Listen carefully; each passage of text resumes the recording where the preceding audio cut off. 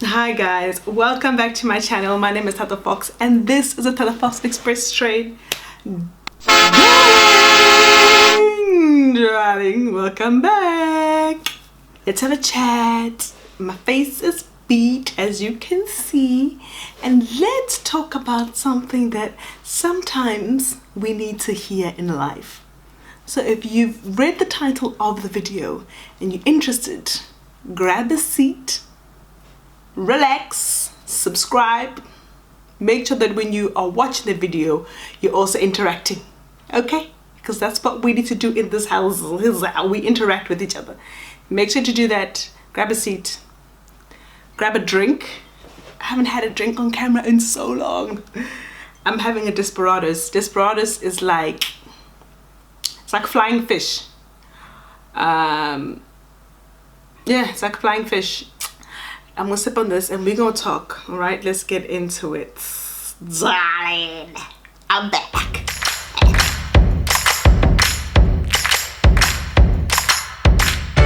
So I wanted to do a video so we can discuss friends. Throughout the years, I think I have gone through so many friends. I've gone through like the same friends I had in primary school are not the same friends that I had in high school, are barely the same friends that I've got in university, are barely the friends that I have in adulthood. Like maybe I'm the problem, maybe I'm the common denominator, maybe I'm like Bonang, I drop friends like that. So I get a lot of people like commenting and asking me like, oh, my friend did this. A lot of Ask Ms. Fox questions will be like, oh, I had a friend and she did this, what should I do? Oh, I had, you know, someone I know did this to me. My friend is like, you know, like asking me like advice about friends. So I thought I would do a 10 things that would tell you if your friends ain't shit. 10 signs, right? Let's start. Number 10. The number 10 thing that will tell you that your friends ain't shit or your friend is not shit is when they only call you when they want something. You know that friend that never calls you besides anything else? She only calls you to be like, hey, Chomi, you remember that guy? Do you have his number? Or, hey, Chomi, it's been a long time. How you doing? I know you got an uncle who works, go Home Affairs, and I need his contact details. Can you give them to me? You know, hi, Chomi, I know you got a car, but you haven't heard from this person in weeks, in days. Those are the kind of friends that you need to. They never call you to check on how you're doing. They never call you when you're going through a bad time. They never call you just to like share a story or when they're going through the most. They never call you for that. They never come to you for any of that. They only come to you when they want something. That is the, and I know it's not nice because you might really like this person. You might really be digging the friendship. You know, you guys look like Beyonce and R. Kelly. I mean, no, you guys might be looking like Beyonce and Kelly Rowland. You guys are like squad goals. But if that friend only calls you when it's time to go out and she needs a ride, if they only call you when they want something for you, you need to let the dud go. Let her go. Flush.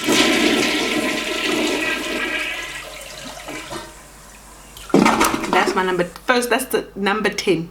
Number 9 is the conversation is never equal. So you have a friend who's very one-sided in conversations. So you guys will be hanging out, it'll be a great time, and everything's about this friend. Everything's about her. Oh, I did this. Oh, I'm doing this. Oh, I'm gonna go see Smal. Oh, my life is amazing. Oh, I'm doing that and I'm doing that. And you only get to share maybe 2% of your life. Cut. Listen, there's no Beyonce in the group here, okay? We're all SWVs. We don't know who's who here, all right? There's none of this, you are the Beyonce. Beyonce is in America and she's Beyonce. She's gone solo. You need to cut the dirt if the conversation is always focused around one person. And I know, you know, I remember being in high school and there was this chick. Actually, it was in primary school. I'm lying, in primary school, there was this little yellow bone girl who was nothing wrong with yellow bones, please don't come at me for that. There was this little yellow bone girl who had mixed hair. She was beautiful and all the boys loved her, and literally us as a group of girls, we would literally like give her everything she wanted and listen to everything that she said, and like everything was revolved around this girl, that whatever she said goes. The conversation is always oriented around her, and nobody wants to disagree with her. Cut that friend. What? You're not going to ask my opinion. Okay, wait, must cut. That's number 9. Conversation is always never equal. Oh, this one grates my nuts. It grates my nuts. See, number 8, if your friend does this to you, you need to drop that like a hot potato. Oh, this drives me crazy. Friends that make fun of you in front of other people. They don't do it when just the two of you. See, I got a friend, right? I mean, you all know her, yeah. I got a friend where we rag each other, but it's just the two of us. We go in when it's just the two of us. We go in like no. There is no. I'm sorry. There is no like holding back, right? But when we're in front of people, try to say something negative about my friend. I dare you. I bet you won't. I'm the only one who can, and it's the same way I treat my sister. I can say anything I want. I used to bully my sister when we were growing up, but you try. What you say? I don't think so. People who are comfortable to talk negatively, even in front of you, amongst other people, and like make fun of you and put you down, those ain't your friends. Your friends are meant to make sure that your name stays pretty much as positive as their name, because at the end of the day, we hang together. I don't say better fuck together, all that. If your friend was trying to put you down to make themselves look better, she ain't your friend, bro. She ain't your friend. Everybody else is laughing, laughing at you, at your expense. You're sitting there, you're a fool, you're laughing, you're laughing at yourself. Girl, bye, cut that person, cut the loser, cut. It ain't nothing to cut that bitch. We don't need that kind of friend. Cut them.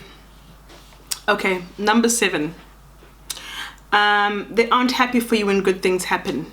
So, you'll get friends who you are happy for them and genuinely happy for them when positive things happen for them. But if you got a friend who doesn't celebrate you, who doesn't like shout from the mountaintops how amazing of a friend you are, you need to cut them. Your friends are supposed to be like the family that you chose, and your family, unfortunately, you didn't choose them and they support you. So why would you choose people who don't support you? Why would you be friends with people who don't recognize the queen or the power in you? Girl, bye. Okay, number 6, they exclude you from things with mutual friends. Okay, so if you are a crew of friends and you're always excluded, so you'll find out that they went out or they went to the movies, and then they'll make the excuse like, oh no, but you live so far, or we didn't know if your mom would let you come, or you don't have a car, or you're broke. Any of your friends, if they do that to you, they ain't your friends. They're not your friends. Friends always include each other. Even if they're telling you and they know the answer, they'll still call you and ask you. And I mean, friends always want to spend time with each other. So like, if you have an opportunity to spend time with your friends, why wouldn't you? And you spend time with the rest of them. So there's 5 of you and they never call you. They always spend time together as 4 of them. You're not one of them, girl. It's sad and it hurts, but it's true. So you need to cut those losers. It ain't nothing to cut that bitch off. I'm gonna say this is number 5, but I think I really struggle with this. I really struggle with this concept because I feel like you should be an adult. oh, you can't use this as an excuse. You can't say, oh, my friends influenced me. But if your friends influence you to do bad things, they're not your friends. Okay, if your friends influence you to drink and you don't want to drink, and they're not your friends. If your friends influence you to have sex when you're not ready, they're not your friends. Your friends should encourage you to do things when you're ready to do them. Your friends should encourage you to do positive things and reinforce positive things in your life. They shouldn't enforce hoism. I'm lying. I have a problem with being a hoe. I hate society and this whole women are hoes. What's a hoe? What's a man equivalent of a hoe? Anyway, going off topic. This whole theory that this whole like apparently, you know, you can be encouraged to do negative things. I kind of feel like if you're going to be encouraged to do negative things, you kind of want to do them a little bit anyway, but you just needed that courage. But if your friends give you that little courage to do something negative, they're not really your friends. Your friends should always remind you to be a better person and to be a better you. If your friends don't do that, if your friends are the ones who are encouraging you to step out at night and not tell your mom that you're going out, those are not your friends. If your friends are encouraging you to cheat on your man, those are not your friends. If your friends are encouraging you to leave your man when it's something that can be solved, I'm not talking about abuse, I'm not talking about, but if your friends are encouraging you to leave your man instead of trying to fix things with your man, those are not your friends. Friends always want the best and want you to be happy, unless circumstances are otherwise. Unless your friends know unless circumstances are different. But when your friends care about you, they want the best for you, and they want positive reinforcement and positive things to come into your life, not negative, not heartbreak, not loneliness, not trouble, not detention, not jail, not AIDS, not abortion clinics. Your friends want things that will make you happy. And if your friends can put you in situations where that happens to you, girl, those are not your friends. Number 4, friends that don't put your safety first. Okay? So I remember the one time, oh my God. So I was out the one time. Actually, it happened twice. There's 2 stories. The one time, I had a friend, and she invited me out. There was a crew of us. And that night, the crew, I'm assuming that she called, I was the loser. I was the loser of the crew, and I'm claiming that I was a loser. You know why? Because I wanted to be accepted in the crew. And that made me even more of a loser. So if I was just cool with myself, and I said to myself that I should just get new friends, I would have just been fine. But instead I wanted to be cool with the crew, so I was a loser. I was the fat one. I was the one that had a baby. I was the one that was divorced. I was the one who didn't have a man. I was the one who was really unsure about who I was at the moment. So I was very vulnerable at in that space at that time. And I had a crew of friends who were all young, and they had no kids, and the men were loving them, and they were the it of town, right? And I met a couple of them whilst in varsity. I met some whilst in varsity, but we weren't close. So when I reconnected with this group of girls, I was like, "Bub-ups, listen, these girls are cool. I know 1 or 2 of them. I'm gonna be in a good space. They're not like my best friend, but they're still cool peoples." So I would hang out with them once in a while. But then I just started to feel like, hey, I'm the loser in this group, because they keep going out. They don't tell me they're going out. I'll find out on social media, number 1, that they're out. And then I was, they'll always post each other on social media, and like, I would get, and I know this sounds fickle, but in that moment, when I think about it now, you post people that you, in the fickle reality of friendship back then, they would post the people that they're proud of and they want to be seen hanging around. And I wasn't one of those people that they wanted to be seen hanging around, so they never posted me. Okay, I'm post a loser. So the friends that she uses, sorry guys, it's getting dark outside and I usually film with the sun, so the friends are not available that she usually wants to hang out with, so she's just stuck with me, and I guess she really wanted to go hang out, or I guess the guys that she was hanging out with were like, please bring a friend, and I was like the last friend that she probably could like pull out. So she called me, hi Tommy, what are you doing? And I was, oh, I'm hanging at home. No, because I had a kid, so I was like, I'm hanging at home. Now mind you, this is like 10 o'clock at night already. I'm like, hey, this is a bad sign. But my kid's gone to bed. I have got no reason why I need to stay at home. I've got no reason why I need to stay. My kid sleeps through, I can go. She's like, come through to the taboo. I'm like, huh, I'm coming, girl. I squeeze my little pumpkin ass into an outfit. I get a taboo. When I get this, it's the two of us, and it's like 3 guys. It's 2 of us and 3 guys. The guy asks, what do you want to drink? She's like, Tommy, what do you want to drink? I'm like, I'll drink it, whatever, because I was raised to be scared to say what you want to drink, because then when the bill comes, I need to be able to pay for what I said I want to drink. So if you ask me, even now till today, if you ask me what do you want to drink, I'll probably say a glass of something. I'll never say a bottle, okay? Unless I got bottle money, I ain't buying it. And I always have buyer's remorse the next day. So I hardly buy a bottle unless it's bought for me. Anyway, I digress. Right. So then they say, okay. She's like, oh. So I'm like, ish, I don't know. So she's like, no. The guy's like, sure, baby. Yeah, girl. Barman. Waiter. No, not barman, because we're taboo. We're at the table. Okay. We're at a table. Sorry, the cleaning lady is hooving. Anyway, so she's like, so they're like, a waiter. I will let him, I'm on my way, my way nectar rose. Nectar. Yes, the girl, my friend says yes. My friend says yes. Nectar rose 3.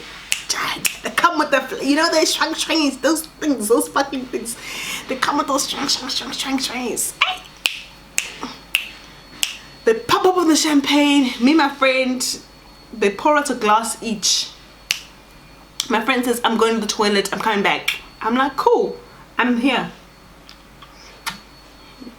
We're taboo. I'm the only girl, there's 3 guys, and my friend's going to the toilet.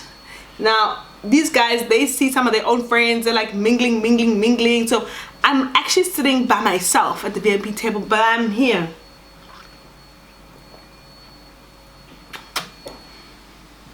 Alright, 30 minutes passes, my friend's still at the bathroom. I'm like SMSing her, girl, where are you? She's not responding. I'm like, okay, I need to go and check this chick. I go to the bathroom. I can't find her in the bathroom. I'm like, maybe she went out for a smoke. I go back to where we're sitting. I keep drinking. Now I'm nervous drinking. And when I nervous drink, I am.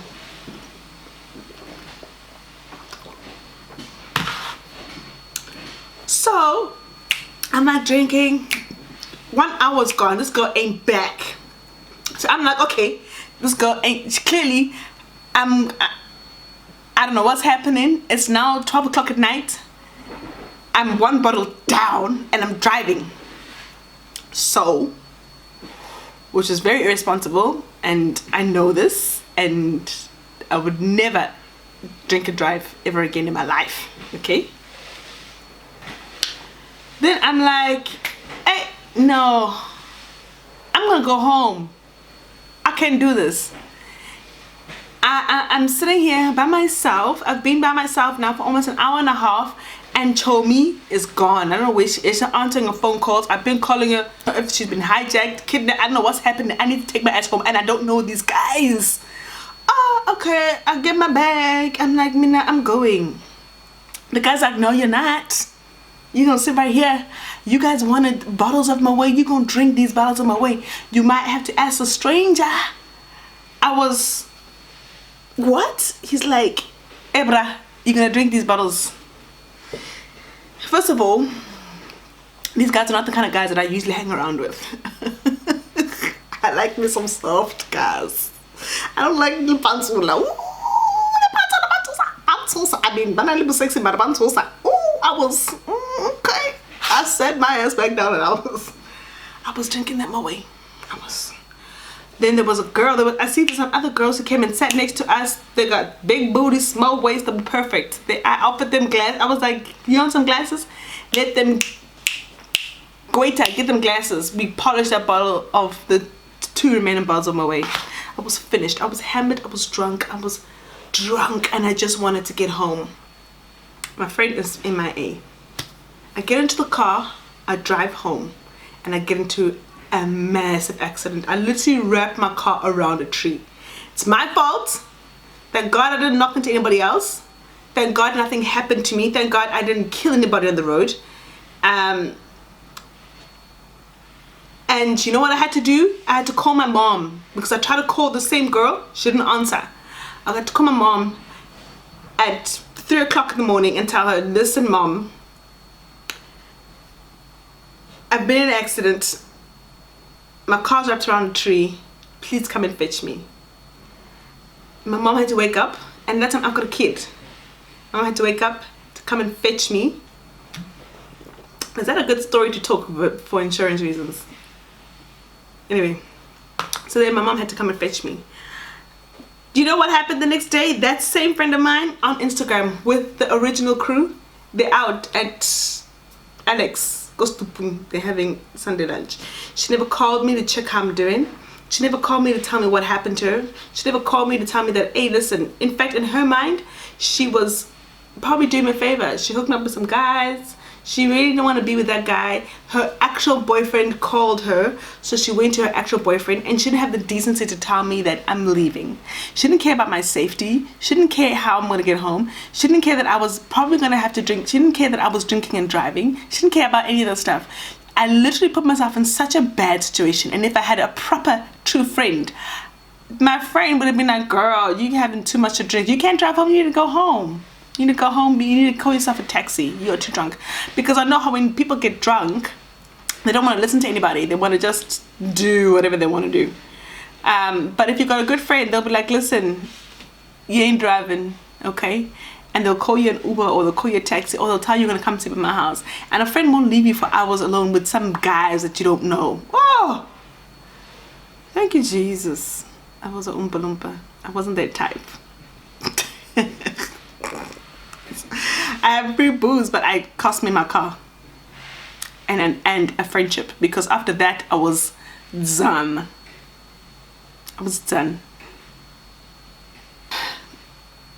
So number 4 is friends who your relationship is built on conditionality. So there's a conditionality. So on condition that you always make her happy, on condition that you never tell her the truth, on condition you don't hurt her feelings.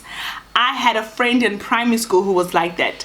So nobody wanted to tell her the truth. She was mean. She would make fun of me, and she was mean about other people. But she had a unibrow, and nobody wanted to tell her that you got a unibrow. You can wax it. Nobody wanted to hurt her feelings, but she would hurt all our feelings. And on condition that we all made her happy, we would remain happy. And if you walk on eggshells in a friendship, if you're scared to tell your friend anything, that's not your friend. You're a groupie, not your friend. Number 3, they bring drama into your life.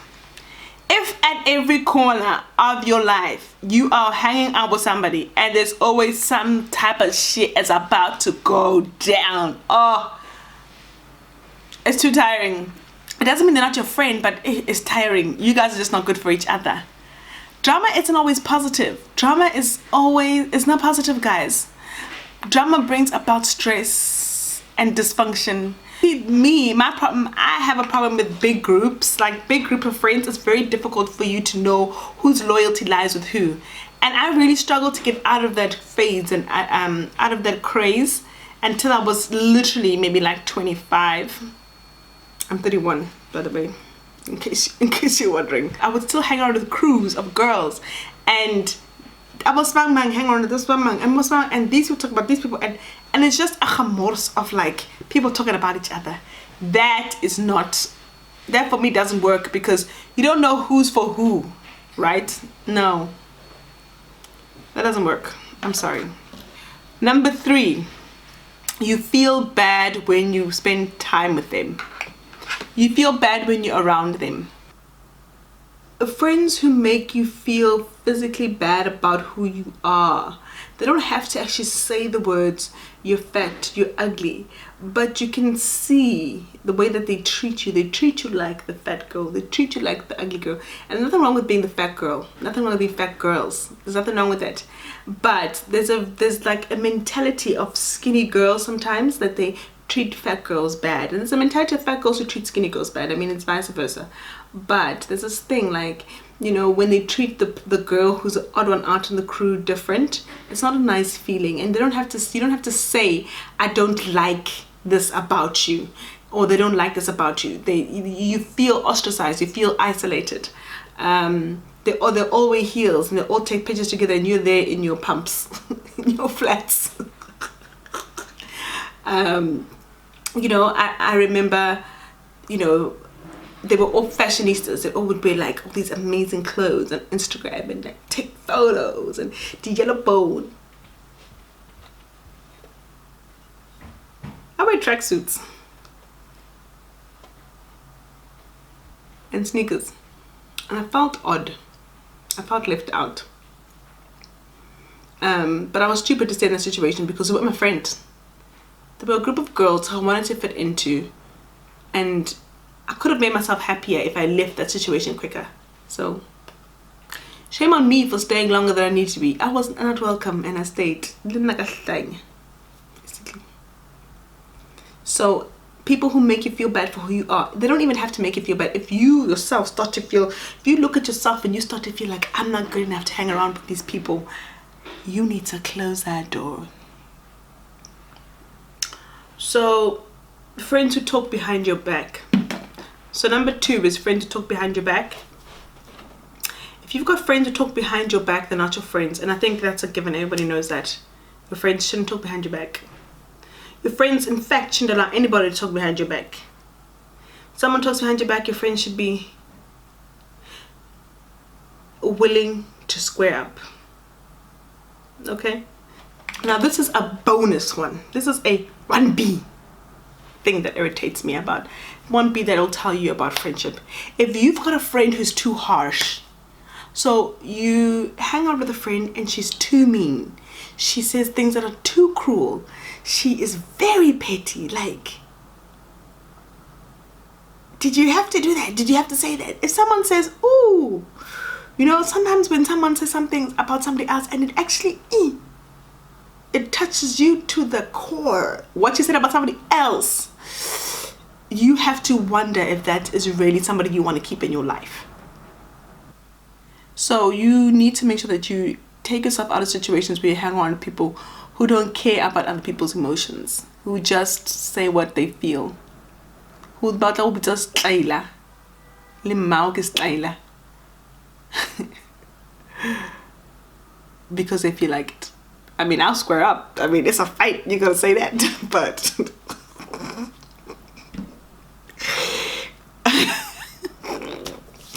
but I'm just saying, like, don't hang around people who do that. It's not healthy. It's not good for your soul. Okay? And then the number one thing that you should be, number one thing that tells you that your friends ain't shit, your gut. If you for 1 second think, is this person really my friend? It's not your friend. That's it. Nothing else to talk about, nothing else to figure out, nothing else to think about. If you even think for a second, am I really, do these people really like me? Is this my friend? That's not your friend. The number one friend you have in this life is your gut. She'll tell you what's up. Okay? Trust her. Be kind to each other. Guys, be kind to your friends. Treat them like extended family members. Love each other. Treat each other like you value each other. Friends are hard to come by, to be honest. The older you get, friends are hard to come by. And when you find the friends that mean the world to you, appreciate them, have a drink with them, and watch Tata Fox videos with them. My name is Tata Fox. Thank you for watching. Make sure you subscribe, like, and comment. I love you guys. I'm out. Cheers.